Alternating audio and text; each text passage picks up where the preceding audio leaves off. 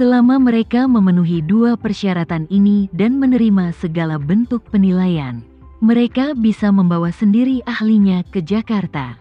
Lakukan penilaian di tempat dan konfirmasikan semuanya sudah benar sebelum melakukan perdagangan. Apalagi Peter juga mengatakan untuk harga 20 miliaran, dia tidak akan menerima segala bentuk tawar-menawar atau kenaikan harga dalam bentuk apapun. Singkatnya, barang tersebut tersedia di Jakarta berdasarkan siapa cepat dia dapat. Akibatnya, banyak teman segera mulai menghubungi pakar penilai terkait dalam semalam. Dan beberapa orang bahkan sudah memesan tiket semalam ke Jakarta untuk pagi hari. Orang paling kejam adalah seorang kolektor di Surabaya yang berspesialisasi dalam mengoleksi perunggu. Setelah komunikasi online singkat dengan Peter, dia segera menghubungi pakar terkait yang dia kenal dan bertanya kepada pihak lain apa dia punya waktu untuk melakukan perjalanan bisnis ke Jakarta bersamanya. Untuk mencegah orang lain mengambil keuntungan dari sesuatu, yang terbaik adalah segera berangkat malam ini, karena meskipun mereka mengambil penerbangan paling awal besok, yang lepas landas setelah pukul 6, dan akan hampir pukul 8 ketika mereka tiba di Jakarta. Setelah meninggalkan bandara dan pergi ke Jalan Antik, mungkin sudah jam 9. Oleh karena itu, merupakan pilihan terbaik untuk berkendara langsung malam ini. Jaraknya 1000 km. Jika mereka mengemudi dengan kecepatan tercepat, mereka bisa sampai di sana dalam 10 jam. Sekarang sudah jam 9 malam. Segera berangkat. Mereka akan tiba di Jakarta pada pukul 6 atau 7 besok pagi. Dan dia tidak sendirian dalam keberanian ini. Oleh karena itu, ketika Chandra Haris dengan gembira mengemasi barang bawaannya, beberapa kolektor yang cakap telah berangkat dari seluruh negeri, bersiap pergi ke Jakarta untuk mengambil harta karun itu. Banyak orang yang sudah memesan penerbangan paling awal untuk keesokan harinya dan ingin datang ke Jakarta untuk mencoba peruntungan. Keesokan harinya, Chandra Haris dan Rika bangun secara terpisah pada pukul 6. Mereka berdua mengenakan pakaian terbaiknya dan mengemas diri mereka dengan rapi. Dan kemudian membawa koper mereka ke lantai 1, bersiap untuk langsung menuju bandara setelah sarapan. Tama dan Alena juga bangun pagi dan berencana mengantar mereka ke sana setelah makan malam. Saat ini, Jalan Antik masih jauh dari pembukaan. Peter tidak menginap di toko tadi malam tapi kembali ke hotel. Sebelum pergi, dia memasang pemberitahuan di pintu tokonya. Isi pemberitahuannya adalah, buka jam 9. Silakan mengantri untuk mengambil nomor dan menunggu. Pada pemberitahuan di bawah ini, kertas tersebut dipotong menjadi 10 lembar kertas. Dengan angka 1-10 tertulis dalam karakter Indonesia. Penjual yang pertama kali memberitahu manajer Coki, setelah melihat pemberitahuan ini, mengambil video dan mengirimkannya ke kelompok Jalanan Antik, sambil mengejek. Lihat itu, semuanya, bukankah menurut Rudy dia terkenal? Akan ada banyak orang yang datang ke tokonya untuk berbisnis hari ini, bukan? Bukankah konyol memasang pemberitahuan yang meminta orang mengantri?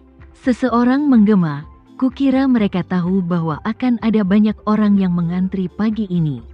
Lihat dia, itu sebabnya dia memasang pemberitahuan ini. Penjual itu tertawa dan berkata, jangan beritahu aku benar-benar ingin bertanya langsung kepadanya bagaimana perasaannya ditipu sebesar 300 juta. Ada seseorang di grup itu. Dia berteriak, kalau begitu kenapa kamu tidak cepat mengambil nomornya? Tidakkah kamu melihat bahwa hanya ada 10 angka dari 1 sampai 10? Aku kira 10 nomor ini akan digunakan untuk mengunjunginya hari ini. Penjual itu mengerutkan bibirnya dan berkata, aku tidak tertarik mengunjungi tempat besar apapun. Aku harus segera mendirikan kiosku. Kalau ada di antara kalian yang tertarik, ingatlah untuk datang dan mengambil nomornya. Hahaha. Begitu berita itu tersiar, 3 orang bergegas menuju toko Peter. Di depan pintu, melihat toko itu belum buka, dia bertanya kepada penjualnya. "Halo, saya ingin bertanya, apa ini toko harta karun? Apa bos di sini bermarga Adijaya?" Penjual itu bertanya dengan heran, "Apa Anda mencari Rudi Adijaya?" Dia buru-buru berkata, "Kami tidak tahu nama pemilik toko. Kami hanya tahu bahwa nama belakangnya adalah Adijaya dan nama online-nya adalah Toko Harta Karun Tuan Adijaya." Penjual itu tersenyum dan berkata, "Itu pasti dia. Ini tokonya." Meski penasaran, pria itu tak mau membeberkan alasan kedatangannya. Bagaimanapun, dia datang untuk mengambil barang itu, dan semua orang ingin tetap bersikap low profile. Jadi dia berkata secara sembunyi-sembunyi, "Kami di sini untuk berbicara dengan bos tentang sesuatu." Oh, penjual itu melirik ke pintu toko harta karun dan melihat bahwa pintunya terkunci dari luar. Jadi dia tahu bahwa Peter pasti tidak ada di toko. Jadi dia bertanya kepada orang-orang itu, "Apa Anda di sini untuk membeli atau menjual sesuatu? Jika Anda membeli sesuatu, saya menyarankan Anda untuk berhati-hati. Bos ini punya selera yang buruk, dan barang yang dia jual pasti tidak akan jauh lebih baik." Ketiga orang ini berkendara dari Surabaya tadi malam. Salah satunya adalah seorang kolektor yang bernilai hampir 1 triliun, dan yang lainnya adalah sopirnya dan seorang ahli yang ia undang secara khusus dari Surabaya. Mereka bertiga berkendara dari Jakarta tadi malam untuk mengambil Buddha perunggu emas Peter dari kerajaan B sesegera mungkin. Dalam perjalanan, sang ahli dengan cermat mempelajari informasi yang dikirimkan oleh Peter dan pada awalnya memutuskan bahwa barang tersebut seharusnya baik-baik saja dan tidak jauh berbeda dengan apa yang dijelaskan oleh penjual. Namun, untuk amannya, yang terbaik adalah menyentuhnya secara langsung dan merasakannya dengan hati-hati. Kalau tidak ada masalah, beli dengan harga 20 miliaran pasti menawar. Oleh karena itu, kolektor ini juga takut membocorkan berita tersebut, sehingga ketika mendengar penjual tersebut memfitnah Peter, dia tidak menanyakan detailnya. Dia hanya tersenyum dan berkata, "Terima kasih telah mengingatkan kami akan lebih waspada." Setelah mengatakan itu, dia dengan cepat melangkah maju dan mengambil catatan dengan tulisan 1 di atasnya dan mematikannya. Saat ini, 2 orang lagi datang berlari, dan salah satu dari mereka berkata, "Sepertinya sistem pertarungannya telah berubah. Cepat, ambil nomornya dulu." Kedua orang itu berkata, melangkah maju, dan merobek tanda bertuliskan 2 di atasnya. Kemudian dia melihat ketiga orang dan catatan 1 di tangan salah satu dari mereka. Dia tiba-tiba merasa sedikit kecewa dan berseru, "Hai kawan, kenapa kamu datang sepagi ini?" Kolektor sebelumnya sedikit sopan. Dia tersenyum waspada dan berkata, "Kami berkendara sepanjang malam untuk sampai ke sini." Pria itu tiba-tiba memukuli dadanya dan berkata kepada orang di sebelahnya, "Aku memintamu untuk mengemudi lebih cepat, dan jangan takut ngebut." "Kau sangat bodoh. Kamu bilang keselamatan dulu, bodoh." Orang di sebelahnya berkata dengan sedih, "Aku sudah sangat cepat.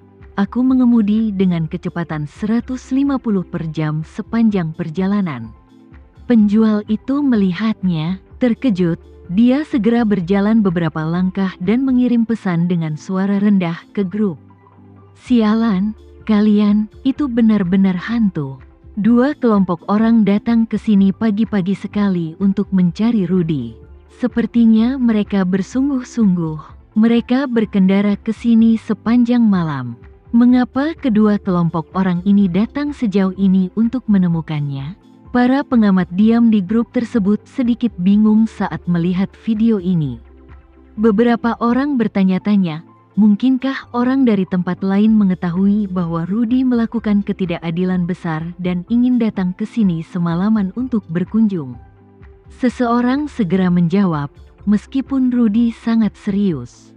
Tidak ada gunanya datang sejauh ini untuk melihatnya, kan? Orang lain berkata, mungkin dia tahu bahwa Rudy adalah orang yang tidak adil. Jadi dia menjual yang palsu padanya.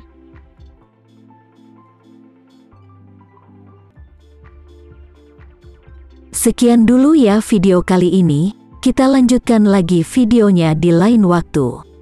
Oh iya, bagaimana menurut kalian? Semoga bisa sedikit menghibur kalian semua. Untuk teman-teman yang baru nonton, jangan lupa subscribe ya, hehehe. Dan kalau teman-teman ada yang ingin gabung langganan, bisa langsung gabung saja untuk dapat fitur yang menarik dan sedikit membantu Mimin. Terima kasih banyak sudah menonton, sampai jumpa lagi, bye.